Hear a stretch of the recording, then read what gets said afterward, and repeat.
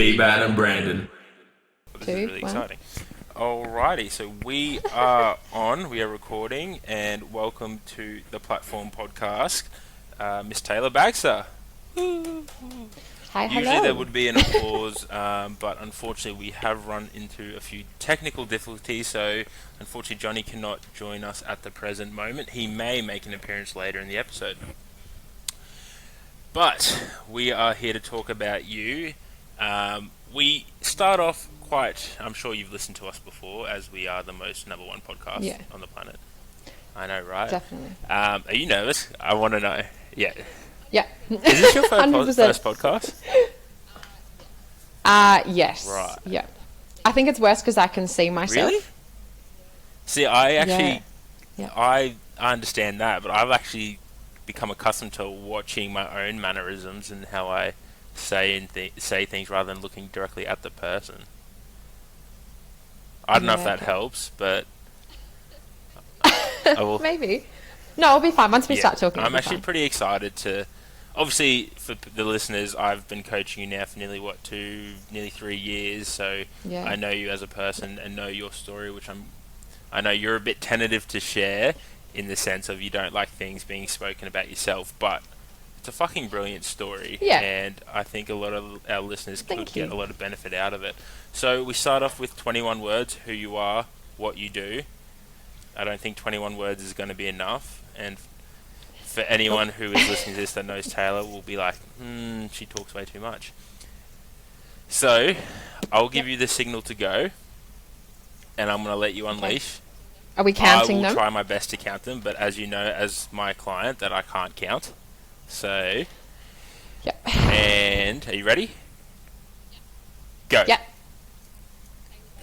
Taylor Bagster, hairdresser, about to open my own salon. Fun, lame. You're at 8. 9. Yeah, I think that's it. Okay. People are gonna listen to the intro of this and go, "What the fuck is he talking about? That was what? That was nothing." But that's okay. We will discuss more. Okay, so you are about to open up your own salon up here in Brizzy. That's very exciting. Yes. Yeah, so open Tuesday. So today's my last day of full-time employment. So once I finish this, straight to work, and last day. No, I think I'm more excited. I honestly thought that I would be way more stressed than I am. But I think I'm so ready for it, and I just honestly feel so happy. So it's I don't know, it feels good. I definitely thought I'd be more nervous. So you've been currently hairdressing for how long in years? I just hit 14 years. Holy shit. So you started hairdressing when you were, 15? Oh, 15. Wow. Yeah.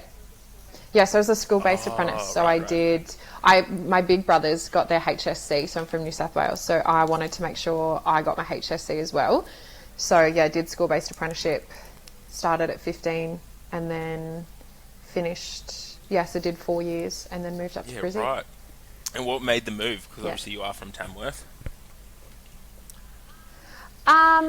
Honestly, I think I was ready I knew that my life was going to go in certain directions, and I knew that moving to Queensland was going to give me a better option to kind of be myself and be my own person and start my life the way that I wanted to.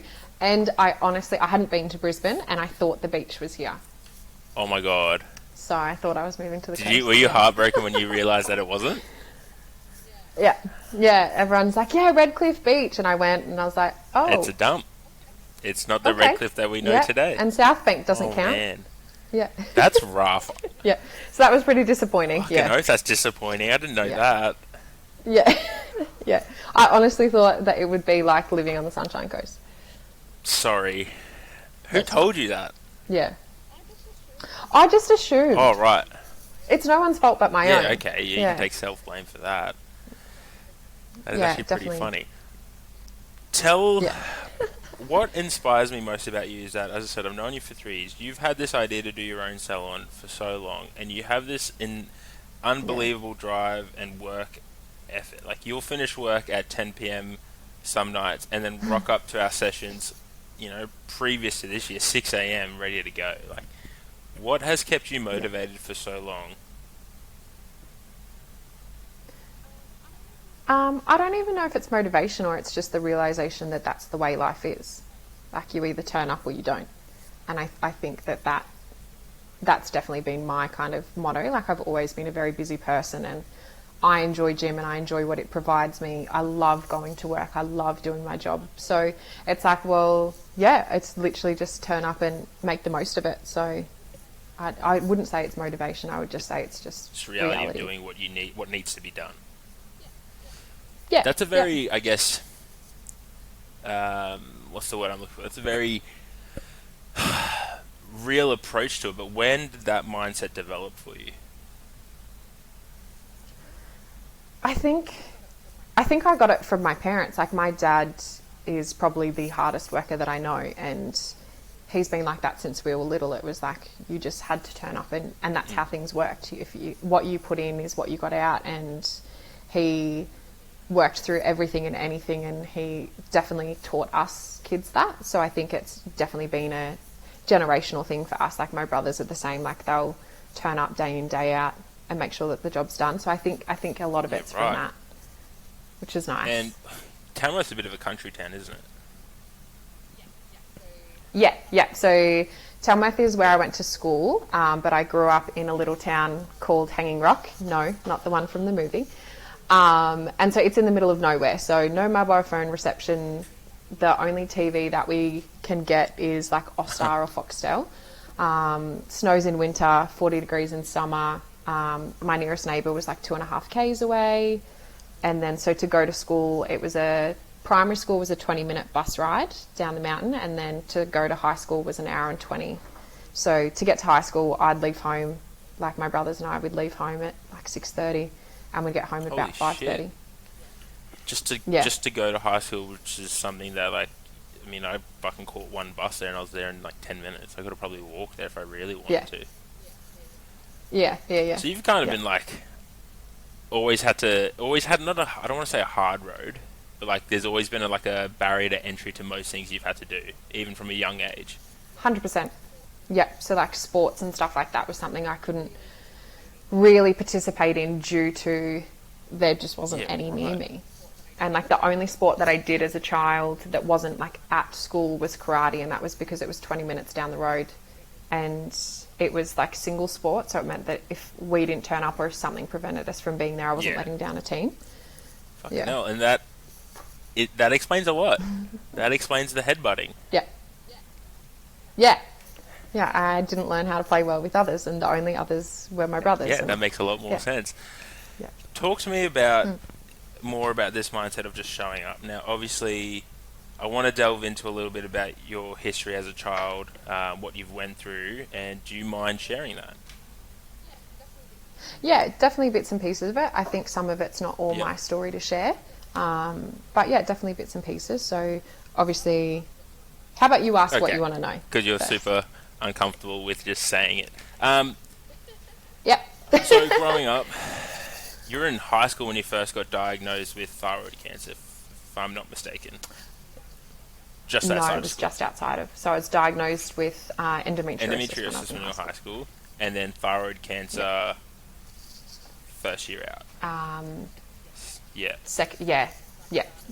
So I started getting sick when I was 15, and then I didn't get my diagnosis until 2012. So I graduated high school in 2010. What was the timeline? You said there was 2 years, but you were 15 when you first started getting sick, and then 2012, my apologies, of getting the official diagnosis. What was that length of time like for you? I was like 15. I think every girl goes through like hormonal changes. Like, we're learning so many different things. It was a big life change for me in general. Like, I'd just gone because like I said, we lived like an hour away from Tamworth. So I moved out of home and moved into my brother's place at 15 and a half and stayed there for 9 months, and then would stay at my auntie's and stuff like that. And then I moved out of home at 16. So I was going through so many changes anyway. And then, basically for me, endometriosis and now knowing what my thyroid was, it just meant like I would, vomiting, couldn't eat, lack of appetite, lack of sleep. But all of those things are, I guess, the things that teenagers go through anyway, and especially girls with hormones and stuff like that. So a lot of it we just kind of put down to being just stock standard hormonal changes and teenage development. And then it kind of was one of those things once I started getting quite sick. So like at that time, I'd be vomiting up to one day I counted 30 times in one day. Yeah, so it was just one of those things, and I guess for me, it became quite normal. Like it's still something, I just went away to the Gold Coast and that's how I spent my Sunday. So it's just, for me, it is something that is quite normal. But at that age, doctors, I don't know if it's coming from like a small town area or whether it's something that wasn't trending. Like at the moment, you look at social media and thyroid and endometriosis are very popular at the moment. So I don't know if it was country or that it wasn't popular, but diagnosis was very hard. So yeah, the doctors were just like, no, it's fine. You're just a teenage girl. Oh, learn to wow, live with that's it. pretty so rough. That was, and it was just one of those things where they're the trusted professional. So you take their word for it. Holy shit. So you're spending, I agree with you. Like, there's some degree of that. We're staying out late. We're being kids. We're being teenagers. We're exploring. Yeah. We are developing. And some of those things are, like, normal, but you've experienced it. You've experienced 100%. it at a very severe degree. Yeah.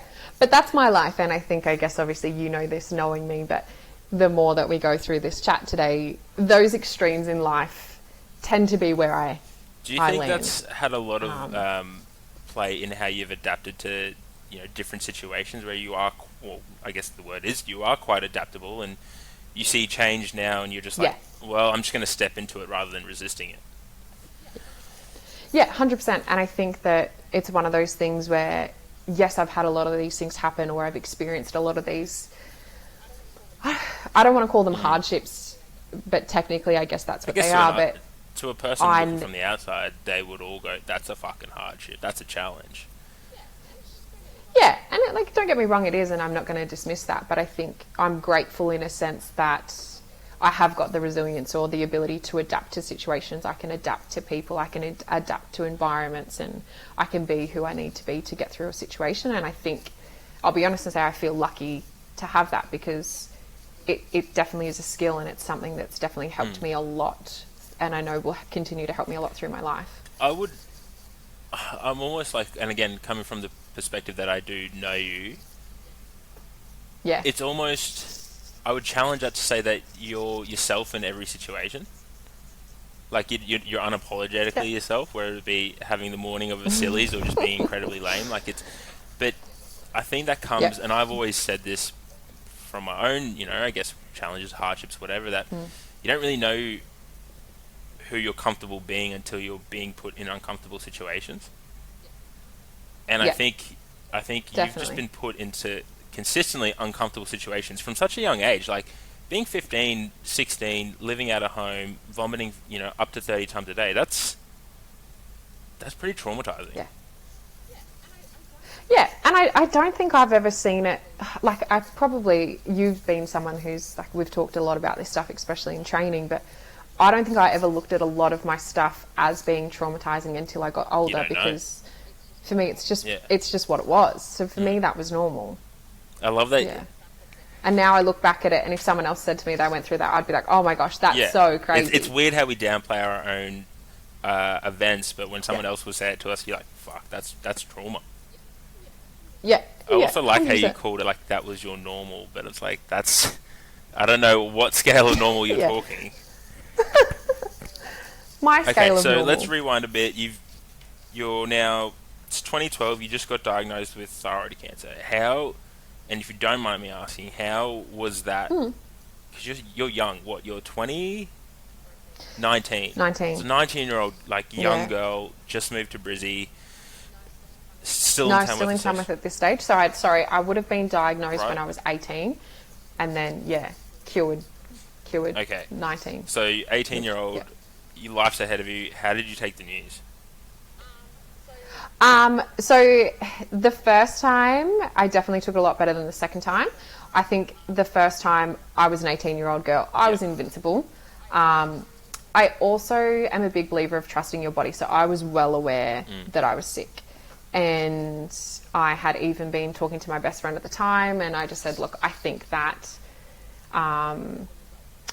the results are going to come back not good. Like I knew my body. So I think because of that, I'd mentally prepared myself a little bit for the situation ahead. So I would do things like I was taking my mum out for dinner just because I knew my mum obviously wouldn't cope as well. So, but they did all the testing and it came back benign. So I had like a little lump in my throat and did all the testing. Everything had said absolutely nothing wrong. But let's have a look again. We'll do another biopsy. Again, the biopsy came back benign. And it was one of those things where they were like, okay, let's just do a right side thyroidectomy because it's pushing on my vocal cords and my windpipe. And when they also give you this whole situation where they're like, okay, risk scenario, 5% of chance, there's 5% chance that it could be cancer. And then there's only 5% of people that show up that they don't have cancer in these tests. So I was like, okay, well, 5%, that's pretty low odds. The tests have come back benign. So you're thinking, that's good. Yeah. So, and at the stage, it was a big year. I was competing in World Skills, which is a trade skill show down in Sydney. So I was actually competing in that. And then the next day I was going to meet my family in Newcastle to have the surgery. Wow. So it was a big week. And so did the surgery, all went well. My doctor was amazing. He was so lovely. And I think that helped as well. Like I had a good support team, and then went back down to Newcastle to get the results. And doctors love to do this whole like, oh, we've got good news, bad news thing to me. And he was like, oh, great news. The scar has healed so well. No, he did not open with that. And as soon... Yes! And I was like, as soon as you said it, I was like, here we go. And then he's like, okay, well, but the bad news is we're going to have to open it back up because it's cancer.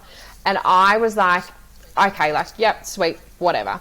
My mum, on the other hand, did not respond to the same.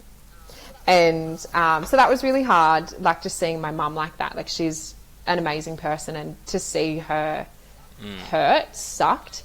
So then I, as you know, I respond with this stuff with humour. Insincere humour, shall we say. And so the doctor's like, go outside, talk it out, call your dad, get your dad to come down to Newcastle, and we'll talk about the next steps and what it looks like. And disclaimer, I apologise if this offends anyone. But so we went outside and sat out in the sun, the only sunny place in the whole hospital. And I tried to make a joke of the whole situation, and I said to my mum, oh yeah, good idea, let's sit in the sun and get more cancer. I thought it was hilarious. I still think it's so funny. Mum! Not so much. So anyway, that's how that conversation went. But honestly, it was one of those things for me where I was like, you know what, it is what it is and it's going to be okay. It was never going to be a cancer that I was going to die from. It was just going to be something that is life altering. So for the rest of my life, I'll be on medication, hormones, and like if you know anything about thyroids, that's just there's a lot that comes after it. Yeah. So, and I think at that stage, I wasn't really aware of how severe that impact would be. For me, it was just like, it's fine, cut it out.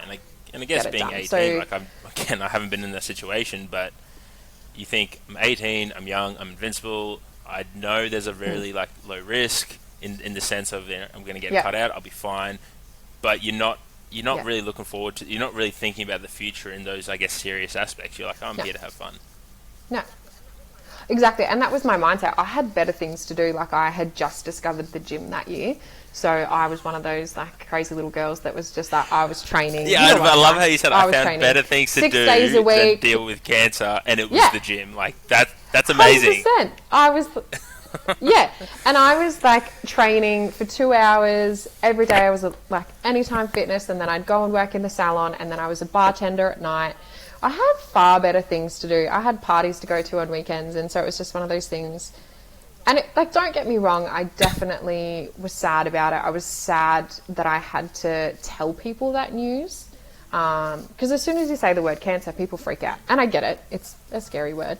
But that, for me, I definitely dealt with that better. I just kind of partied my way through it. I went to multiple doctor's appointments, severely hungover. Did you find yourself ever, like, giving yourself a chance to stop and sit with it and almost go, oh, I have cancer? Did you have a moment like that at all? Not the first time. And then, not the first question, time. just to throw it out there, do you think now, reflecting on it, like you were almost distracting yourself from the, like, 100%? 100%.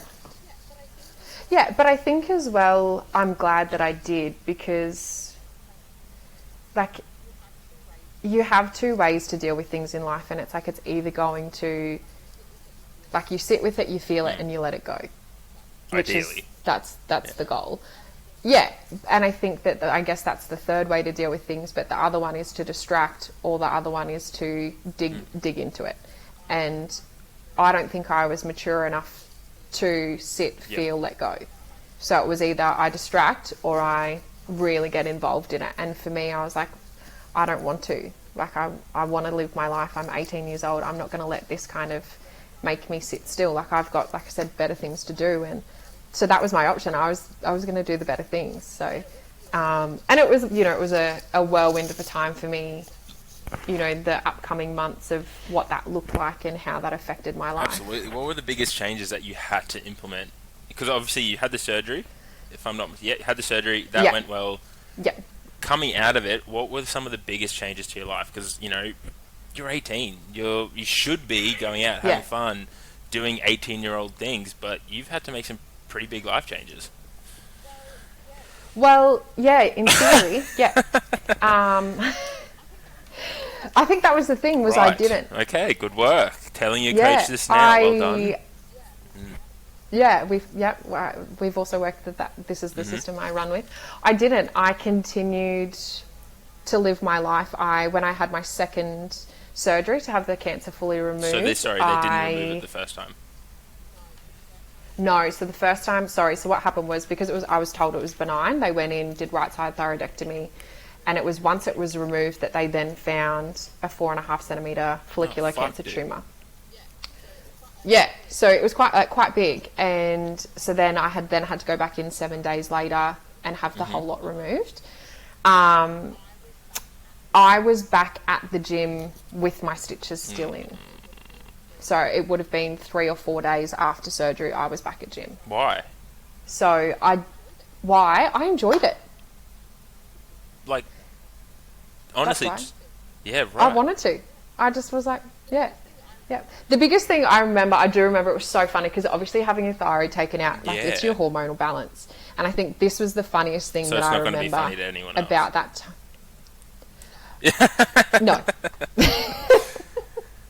No. But I was watching on TV. I'd never watched like daytime TV before, and I was laying on the couch, and there was a woman's weekly bake-off happening, and I was really sad because the woman that I wanted to win the bake-off didn't win. And I remember that's when I realised this has affected my life, because this is something I wouldn't cry over. But it's like, obviously, that hormone control, I had no control over it, and I sat there and cried. And that was the day that I really realised, oh my gosh, like, things are going to be different now, and things are going to be out of my control a little bit more. Watching a bake-off. Yeah. So, yeah, that was the realisation. I mean, that's ultimately beautiful that you like. It's probably something that I would cry, and I haven't had my thyroid removed, so. Yeah. Wow. Yeah. So, and then it was one of those things, leading, to then the confirmation that the cancer had gone. I'd lost one of my really good friends at the same time. So, I went through the cancer, and then I went through losing a friend. So I think that also, going back to earlier, talking about distractions, I had reasons to be distracted. Yeah, definitely. And how? Yeah. Because that was quite a close friend, and obviously, at the same time, cancer. Like, and I don't think anyone would, say you shouldn't have gone out and distracted yourself, but. Yeah. You got through it, and like 100%. And I had a good time. Nobody there's not many people out there that could say they went through cancer, losing a friend at the same time, a massive part of their life, and say they had a good time. Yeah. 100%. Yeah. And nobody like there's not many people out there that could say they went through cancer, losing a friend at the same time, a massive part of their life, and say they had a good time. 100%. And nobody like there's not many people out there that could say they went through cancer, losing a friend at the same time, a massive part of their life, and say they had a good time. Yeah. I've always been curious about this, and you know, but how the fuck does that attitude cultivated? How is that made? Like, because you said yourself, like, you have a couple of ways to look at these things, these situations in life, but you chose a very... Well, actually, here's probably a better question to start. Was it a choice? Was it a choice that you went, I'm going to just be positive about this? And yeah, 100%. Because there was no other way for you, or you just like, this is the only way? I grew up with a lot of negative influences in my life, and they weren't close, but I saw a lot of options for what I didn't want my life to look like, and I'm very stubborn, as you know, and so it was just one of those things. As a kid, I saw these situations and I saw people's life unfold, and I just made a decision at a young age. I didn't want that. Fuck, that's powerful, though. Yeah, and that's what I mean. Like, I'm kind of like lucky that I had that, because it's changed my whole life. Like,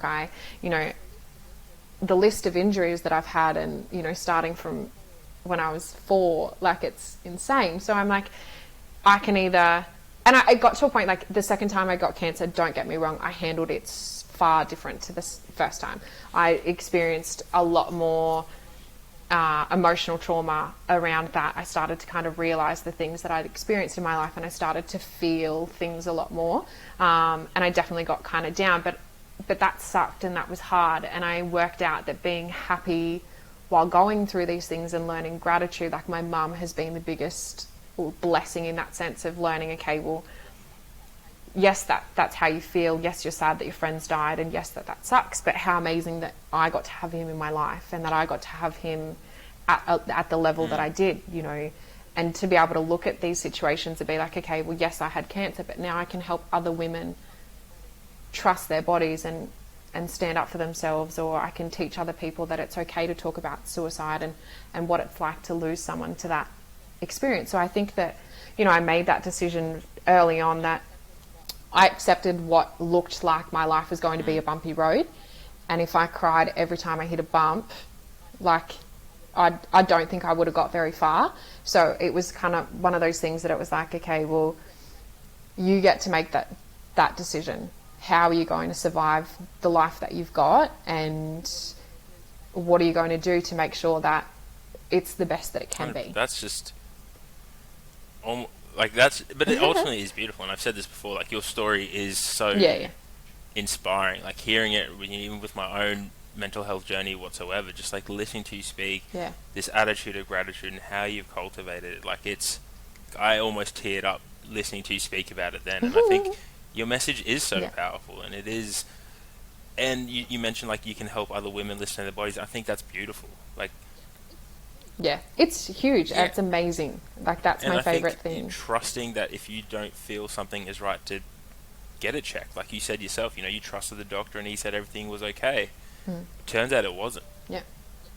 So I think the path you're on is absolutely brilliant, and you are an inspiration and inspiring many, including myself, which I think is just insane.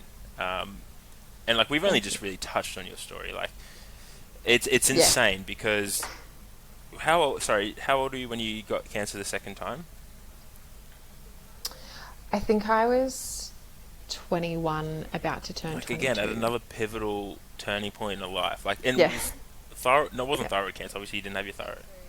Yeah, so, well, it had spread to the surrounding areas of my throat. And then you had to go through treatment of chemo, was it? No. No, so it was low-dose radioactive iodine. So, so they basically just put you in, like, isolation for, I think it was about 5 days. And I definitely snuck friends in there. So it's like you just have to have this little, like, caplet that you...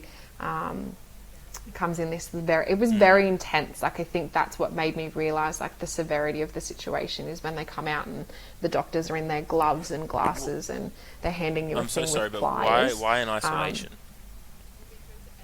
Well, because anything that's radioactive. Sorry, yes, you said that. Yeah. Yeah, that's okay. So I just had to have this little caplet, and basically it's very not invasive rather. So just had the caplet, and then localized to the area in hope that it will kill off any surrounding kind of cancers. And then it is one of those things that they have explained to me that I am in that percentage of people who don't show up that they have cancer. So the way that we found it the second time was just saw, again, the same abnormal cells. They came back as benign, did a small surgery, found that they were cancerous again. So I think that reality of never knowing was a bit spooky. So just kind of spent the next 4 or 5 days in isolation. Wasn't allowed to fly, wasn't allowed to work for 2 weeks, because when they classify you as radioactive, you can't go near small children, elderly, or those who are vulnerable. So just kind of had to lay low. So, and again, that was in Newcastle, and I was living in Queensland, so had to fly back to Newcastle and then had to drive back to Queensland. So you were pretty much cut off from your support network that you had developed up here. You had your family down there, but they're not even allowed in with you. Yeah, and how'd you handle that, man? Like, that's like a lot of people. That one was harder. A lot of people can't even spend honest. 5 minutes with themselves. Like, yeah. And COVID's been an interesting time because everyone's like, oh, lockdown. You're like, I'm used to this. Give it. Yeah. Again, I was at that stage where I was loving the gym. And so I had a really beautiful work team in Queensland that put together like a little package of like magazines and books. And, I packed like little dumbbells, and I'd worked out in little ways that because the room was big enough that I could do like little workouts every day, things like that. One of my good friends, Zach, that I used to live with, our friendship started because he came to visit me and bought me a tree instead of flowers. And we played handball because we had to be 2 meters away from everyone. So him and a couple of our friends came down, and we just played handball in the hospital for hours. And so it was just, I still had beautiful people that I hardly even knew that were turning up for me. And it was also one of those things where I don't like making other people sad or uncomfortable.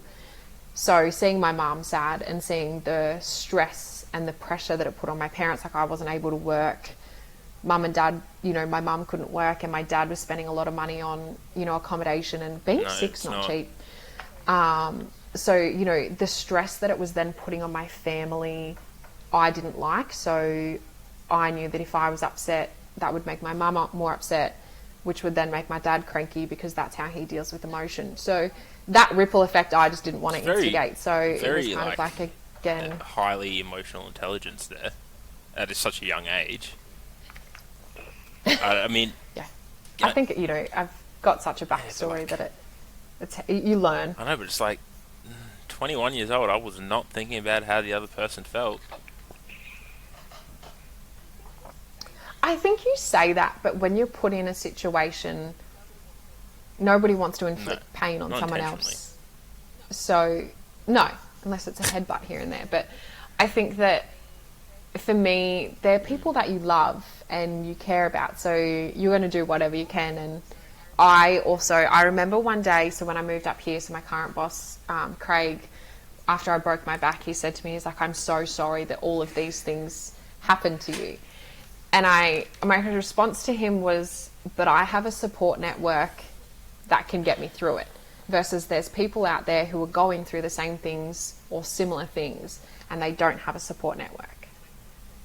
And I think that that's where I kind of keep my level head, is that I have that and I know that, and I need to be grateful for that, because there's people who don't. But do you... Just when you said you need to be grateful, it doesn't seem like... It almost sounds like you kind of... I think that downplays your attitude a little bit, because it sounds like you force yourself to be grateful, but you just are. Yeah, definitely. But I'm human as well. Like, I have my temper tantrums and I have my meltdowns and I get sad, and I've definitely played the victim card where I kind of felt like I was never going to get out the other side. Like, you get to a point where it's like I've clocked up 12 surgeries. And you do get to a point where you're like, you know what, is this going to stop? Am I ever going to be healthy again? Am I ever going to be able to go 12 months without a hospital visit? Yeah. like, am I ever going to be able to use annual leave and go on a holiday rather than sit in a hospital bed? So, I've definitely had my victim times without a doubt. Yeah, but like I don't even say that. I understand where you're coming from, but like they're questions that are just. I still don't see like that's not. I don't look at you and go, you've been a victim to all this because you've just faced like you have a life of trial by fire. Like the title of this podcast is Trial by Fire. Like you just keep showing up no matter what. And you alluded to your other, I guess, major injury of breaking your back. And now you're a fucking powerlifter. Like that doesn't match up. Can finally call myself I know you've done 2 powerlifter. comps this year. Like obviously we started training 3 years ago because you wanted to get into the sport, but you had broken your back. So we had to very much dial things back, learn to correctly and probably more tediously run over movements. How has what attracted you to powerlifting, especially after knowing that you'd broken your back? Yeah, so I definitely think that it was like, honest but lame answer is, for me it was a little bit of a metaphor in the fact that, like I just said, I've always been sick. My first surgery was at 4 years old, so it was a metaphor of my body showing up when I asked it to, and I wanted to prove to myself that I was strong and that I could handle a situation. And I fell into the gym and I quickly realized I'm naturally strong. So it was kind of like one of those things where I knew I would have an ability to succeed, and I wanted to get into powerlifting before I broke my back. And so that was a kind of mindset of that's what I wanted to do, and that's what I wanted to prove to myself and no one else but myself. And then I broke my back, and then that sucked. Like that really sucked. And it was then that determination of being like, okay, well, fuck this. I want this. I really, really want this. This was the one thing that I had given myself, and I'm going to get it done. And like you saw the tears when I first started with you, like having to, strip everything right back was really kept hard. Showing up. You just kept doing it. Yeah. And it was, and that was a promise for myself. And it's still like, I'm still 5 kilos off that goal of, my 100 kilo squat. And like, that's, I did it. I don't know if it would have been hideous, but I did a 100 kilo squat before I broke my back. And so for me, that's a big goal of mine, just to get back to where I was prior. And I think that's like, again, very inspirational. But I also want to talk about, you mentioned the endometriosis, and there's a lot of women that suffer from it. It's huge, and it's traumatic, and as a male, it's something I'll never know the pain or experience, but I can sympathize because I just see the pain. How have you found your experience with endometriosis and powerlifting? That's a hard question. I think that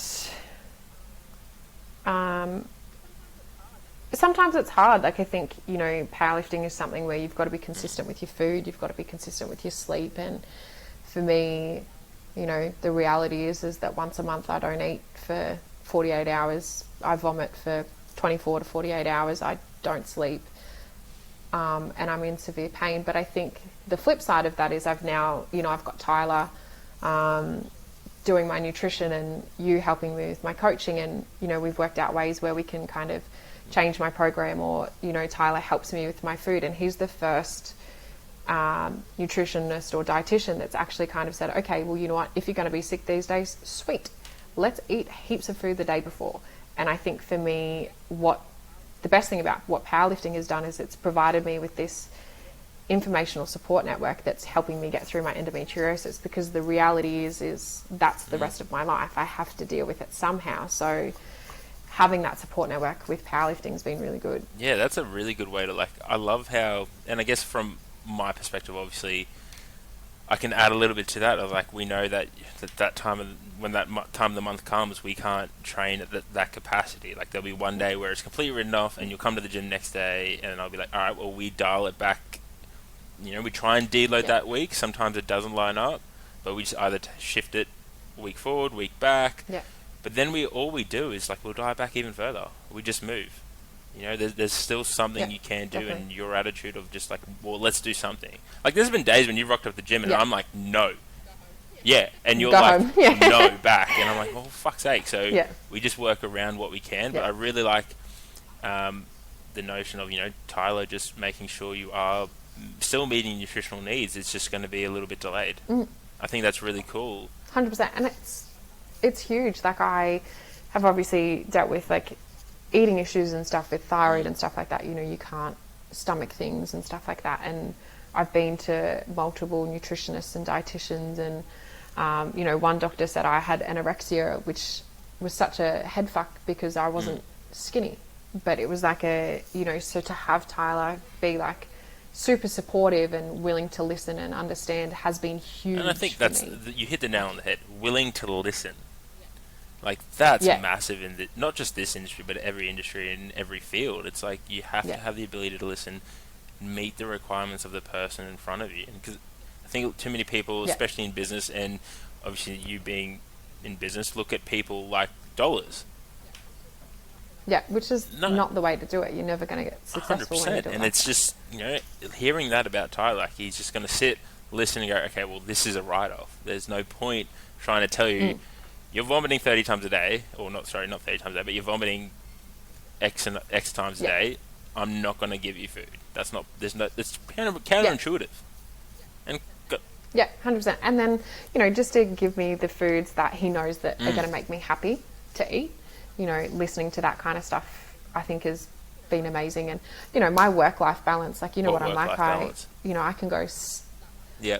That one. You know, I can go up to 9 hours without eating and not be hungry.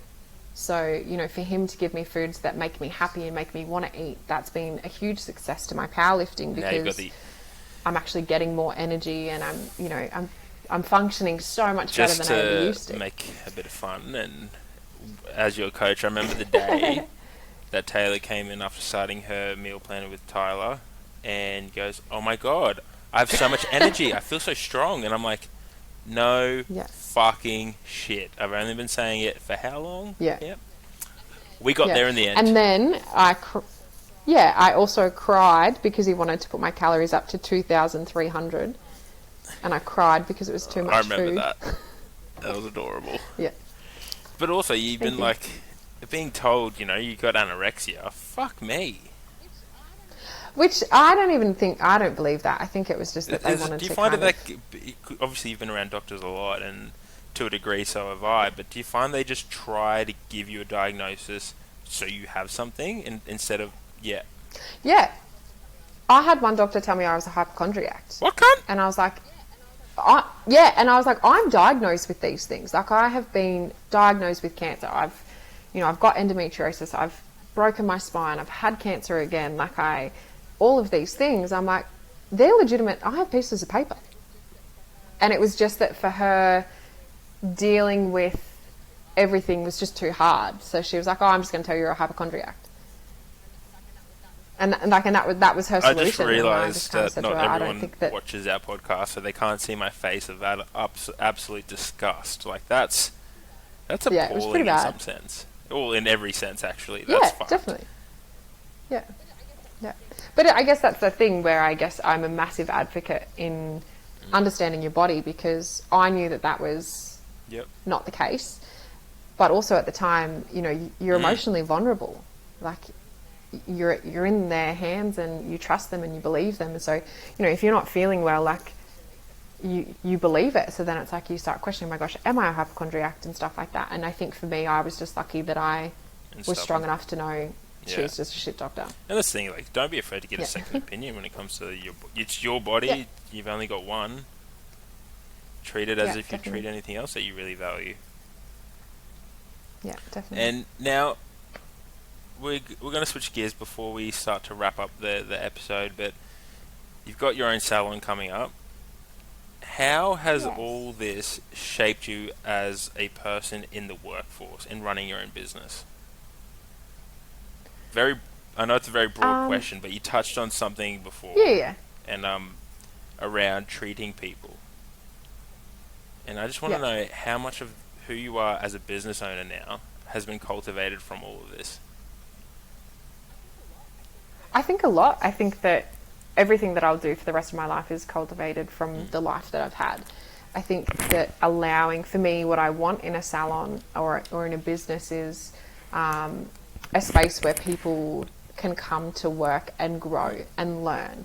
And it doesn't have to be about, like, I'm in hairdressing, but it doesn't have to be about the hairdressing industry. I want people to feel safe to come to work and be willing to adapt and learn in life. And I think that because I've either had the ability or been forced to learn and adapt and grow, I love the idea of teaching that to other people. Like, I love fostering that for other people. And then with clients, like, some of my clients were the biggest support networks that I had when I was sick, or, you know, when I broke my spine, or when my friends died. You know, like, I've had a few friends that I've lost to suicide, and my clients were there the day that I got the phone call for one of the girls. Like, I was literally at the salon, you know. So clients are so important to me. So I think, you know, just to be able to, you know, I'm in their personal space, and to be able to kind of, you know, share these stories and stuff like that. And I think just, I want to be able to open a salon where I don't care if you're not having a haircut. If you're having a bad day and want to come in and have a coffee and read a book, like, I want that space to be there. And I think that's really important. I think that is absolutely beautiful, and it's something that you are doing. Like you just said, it's something that I want. Like, it opens next Tuesday, and by the time this comes out, it would be open for a couple of weeks. Like, so that's very exciting. And I think it's knowing who you are as a person. It's just gonna absolutely go bazonkers, and your work ethic. There's no way it won't be successful, and your support network and everyone here is definitely behind you. So that's fucking brilliant. Thank you. It's pretty exciting. I'm pretty lucky to be to be where I am. Like, I think that life could have gone a few different ways, so I'm pretty happy with the outcome. Testament to your stubbornness, number one, and you're determined just to consistently show up. Like, you know, we said that at the very beginning of this podcast. I mean, you said it. Sorry, it's you just got to show up and do what's necessary. There's no other option. Definitely. And I mean, from this, all I've taken away, and I really hope it's a strong message that everyone can, is just that to step into the challenges that you're faced with, and sit with it, feel it, let it go, or not, hold on for a little bit longer, but eventually you will step through it. Definitely. And I think, like, for me, your support network is so important. Like, that, I think that is definitely why I've been able to do the things that I've been able to do. You know, I've got an incredible boss, I've got amazing best friends, I've got a good coach, great nutritionist, I have the most amazing mum and dad, you know, and none of these people are perfect, but they're by my side. And I think that has definitely been the biggest thing, like, having those people, like, so happy and, you know, so supportive. It's awesome. Like, it's, you know, you can't do these things alone. You've got to have those cool people around you. I 100% agree with that message. Like, I think that's to add on to to finish up, or even, like, just on that, surround yourself with good people. I'm also very privileged that you put me in and said I was cool. So, thank you. You're welcome. I'll slip you a 50 under the table later. But thank you. Before we do wrap up, because people know I don't know the 10 questions that we usually ask, I'm so sorry, but we'll have to get you back on to do the 10 questions that we usually ask at another time. But before before we wrap up, how can people find you if they want to talk about the salon, get in touch about the salon, or to talk about your journey? How can people find you? Give yourself a shout out, please. Okay. Everything salon related is Trove Salon. Instagram's generally the best way. More than happy if anyone wants to reach out about, you know, like, suicide support, health issues, that kind of stuff, or just, you know, girls getting into powerlifting and stuff like that. Just my standard Instagram, which is tay.bagster. I will definitely put that all in the show notes. And one last question to finish up, because I didn't get to ask you during the episode. To any girl sitting on the fence about doing powerlifting, what would you say? Find a coach you connect with, trust them, and just give it a go. That was a really good way to finish. Taylor, thank you so much for joining us, and thank you for giving up your time. I know how busy you are, as the salon does open next week. we'll have to get you back on because I know there's so much more to your story, and we just touched the surface. No worries. Thanks Thank for you. having me. No worries. Bye.